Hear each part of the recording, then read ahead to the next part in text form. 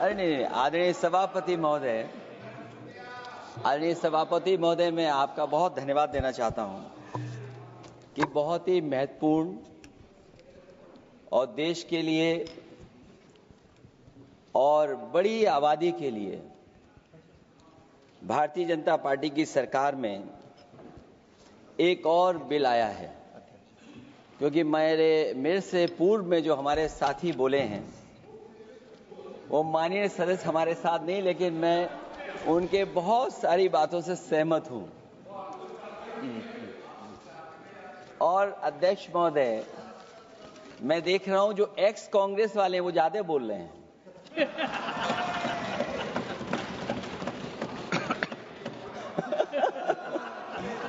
आदरणीय अध्यक्ष महोदय,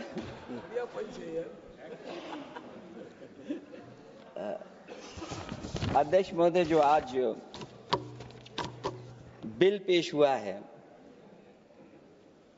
मैं हिंदी और अंग्रेजी को जो कुछ समझ सकता हूं वो यही मैं कह सकता हूं कि माननीय मंत्री जी ने ये कहा कि ये उम्मीद है।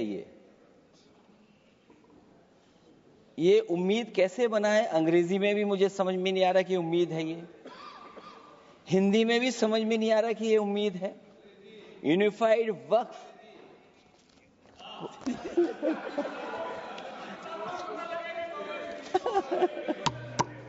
अध्यक्ष महोदय, यूनिफाइड वक्फ मैनेजमेंट अध्यक्ष महोदय, मैं समझ सकता हूं कि मैं वो बात छेड़ना नहीं चाहता था, लेकिन क्या करूं, मजबूरी है अब। अध्यक्ष महोदय, अभी माननीय सदस्य लोग ये कह रहे हैं कि हमारे सदस्य नहीं है यहां पर जो हमारे साथी हैं, लेकिन अध्यक्ष महोदय मैं ये कहना चाहता हूं, ये जो बिल लाया जा रहा है, भारतीय जनता पार्टी में एक मुकाबला चल रहा है। भारतीय जनता पार्टी के अंदर मुकाबला चल रहा है कि खराब हिंदू कौन बड़ा है। और ये बात अध्यक्ष महोदय मैं ऐसे ही नहीं कह रहा हूं। जो पार्टी ये कहती हो कि दुनिया की सबसे बड़ी पार्टी है, अध्यक्ष महोदय वो अपना राष्ट्रीय अध्यक्ष नहीं चुन पाए अभी तक। अध्यक्ष महोदय, भारतीय जनता पार्टी क्या है?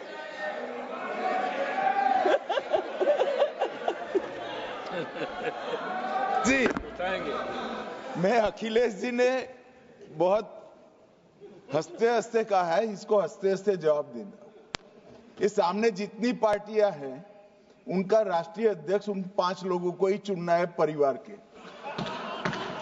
हमें माननीय अध्यक्ष जी करोड़ों सदस्यों में से 12-13 करोड़ सदस्य प्रक्रिया कर कर चुनना है तो देर लगती है। आपके यहां जरा भी देर नहीं लगेगी। मैं कह देता हूं अभी 25 साल तक आप अध्यक्ष हो जाओ, नहीं बदल सकता। अध्यक्ष महोदय, क्योंकि जो बात निकल के आई है वो मैं फिर आगे बढ़ा दूं। अध्यक्ष महोदय, जो बात सोशल मीडिया या और जगह गुपचुप हो रही है, कहीं ऐसा तो नहीं था कि अभी कुछ दिन पहले यात्रा जो हुई है वो कहीं 75 वर्ष की एक्सटेंशन वाली यात्रा तो नहीं थी। अध्यक्ष महोदय, ये जो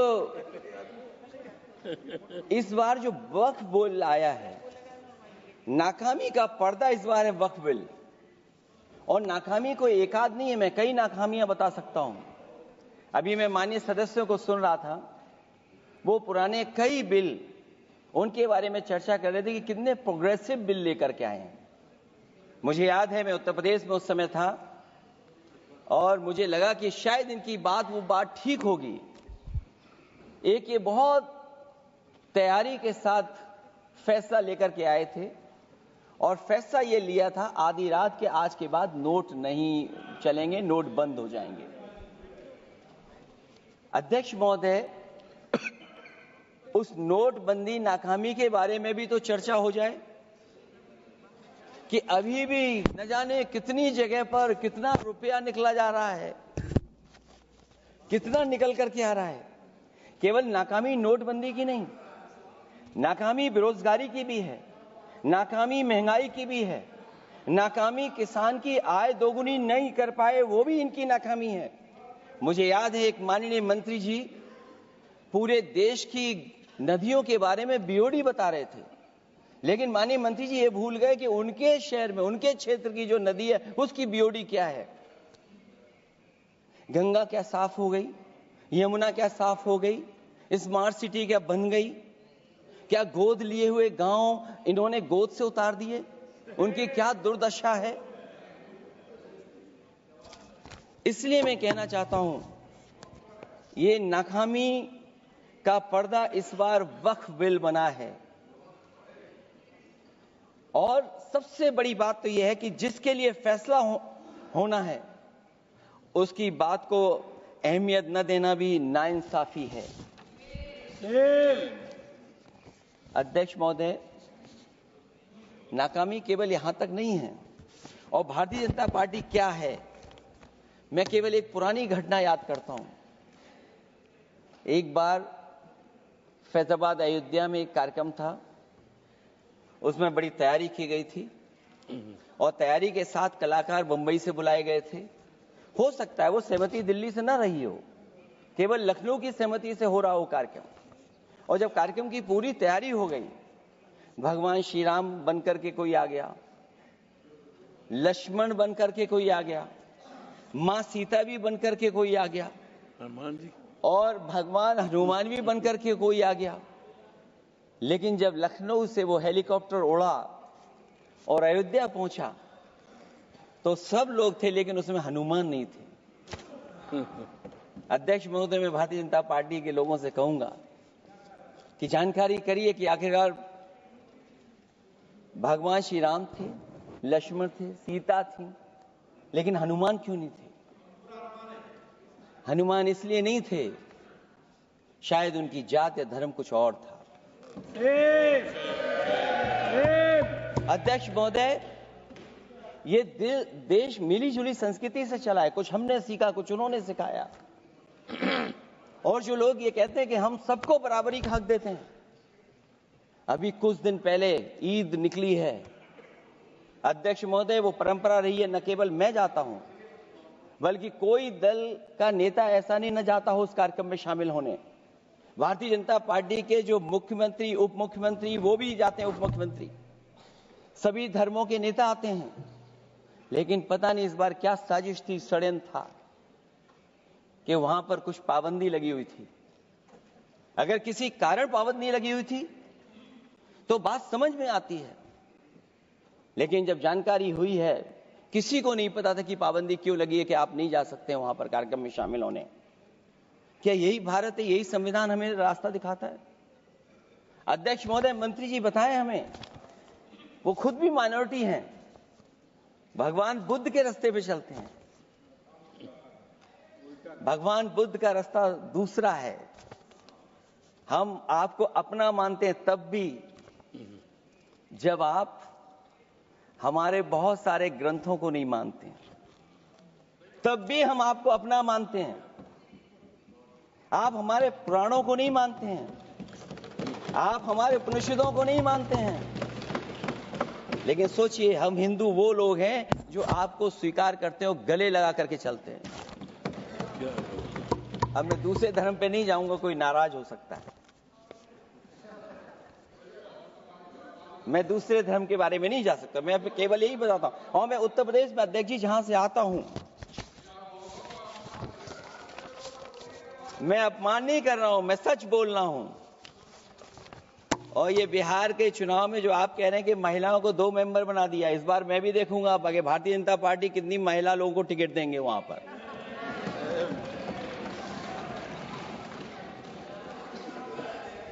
अध्यक्ष महोदय, भाजपा जब भी कोई नया बिल लाती है तो वो अपनी नाकामी छुपाती है।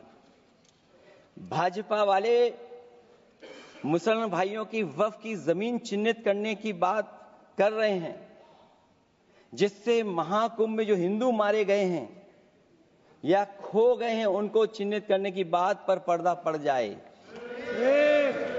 अध्यक्ष महोदय, मुझे खुशी इस बात की कि हमारा धर्म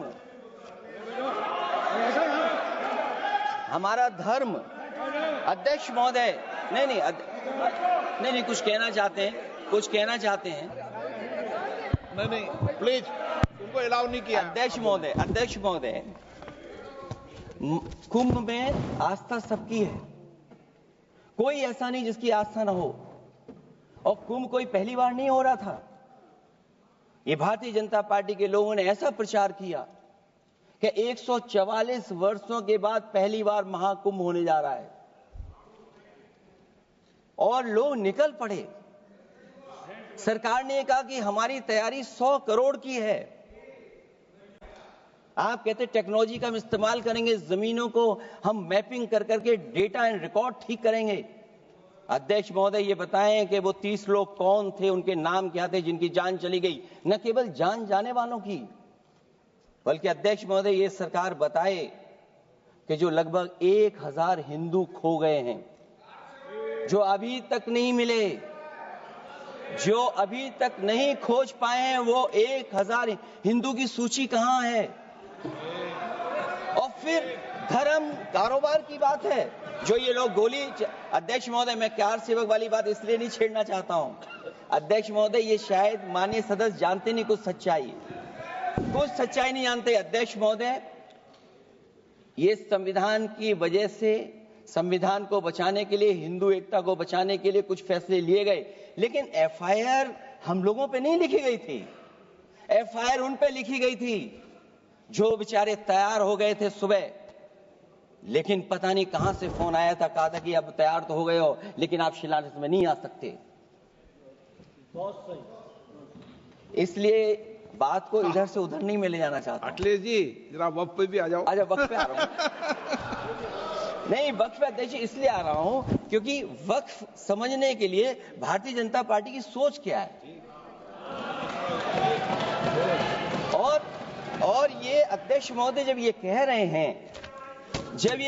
हैं कि इससे कारोबार होगा, अध्यक्ष महोदय, धर्म की चीजों से कारोबार नहीं हो सकता।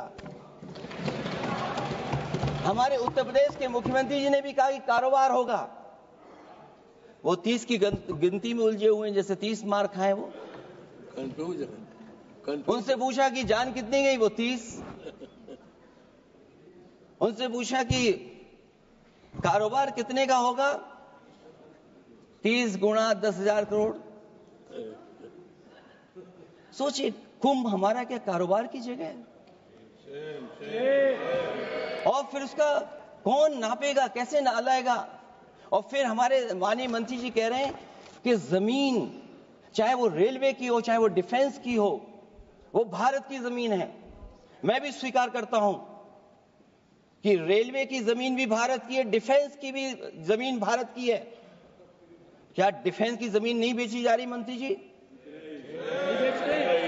अध्यक्ष महोदय, क्या रेलवे की जमीनें नहीं बेची जा रही हैं? अध्यक्ष महोदय, केवल यहां तक नहीं, कितना हस्तक्षेप होता है। वक्फ भी भारत के, इसीलिए तो कहीं ना कहीं वक्फ की जमीन से, अध्यक्ष महोदय, माननीय मंत्री जी बताएं, और मुझे उम्मीद है कि जब जवाब देंगे तो बताएंगे कि वक्फ की जमीन से बड़ा मुद्दा वो जमीन है जिस पर चीन ने अपने गांव बसा लिए हैं, लेकिन कोई बाहरी खतरे पर सवाल बवाल न करे, इसलिए ये बिल लाया जा रहा है। और माननीय मंत्री जहां से आते हैं, जिस प्रदेश से आते हैं, कम से कम ये तो बताएंगे कि वहां कितने चीन ने गांव बसा लिए, घर बन गए हैं। अध्यक्ष महोदय, आपके माध्यम से सरकार गारंटी दे कि वक्फ की जमीन कभी भी किसी भी पैतरेबाजी से किसी और मकसद के लिए किसी और को नहीं दी जाएगी। वक्फ की वर्तमान व्यवस्था में चाहे 5 साल के धर्म पालन की पाबंदी की बात हो, या कलेक्टर से सर्वेक्षण के हस्तक्षेप की बात हो, या वक्फ परिषद या बोर्ड में बाहरियों को शामिल करने की बात हो, इन सब का उद्देश्य मुस्लिम भाइयों के सार्वजनिक अधिकार को छीनकर उनके महत्व और नियंत्रण को कम करना है। ट्रिब्यूनल के निर्णय को अंतिम न मानकर उच्च न्यायालय में लेकर जाने की अनुमति देना दरअसल जमीनी विवाद को लंबी न्यायिक प्रक्रिया में फंसाकर वक्फ भूमि पर कब्जों को बनाए रखने का रास्ता खोलेगा।